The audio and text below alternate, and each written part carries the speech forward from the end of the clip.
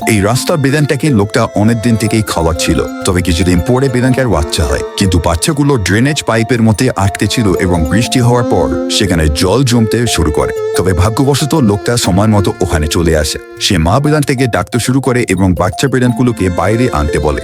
জলের লেভেল ধীরে ধীরে বাড়ার সাথে সাথে বেদানকা 3টে বাচ্চাকে বাইরে নিয়ে আসে। তবে লোকটা জানতো যে ভিতরে আরো আছে। সে বারবার মা বেড়ালটাকে রিকোয়েস্ট করতে থাকে যে আবার ভেতরে যেতে এবং বাচ্চাগুলোকে আনতে।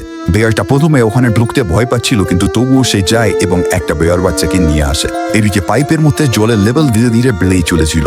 এই জন্য প্রাণের ভয়ে ওই বেদানটা ভেতরে ঢুকতেই চাইছিল না, কিন্তু লোকটা বারবার তাকে ভেতরে যাওয়ার জন্য রিকোয়েস্ট করতে থাকে। তাই সে ভেতরে যায় এবং আরো একটা বাচ্চাকে বের করে আনে।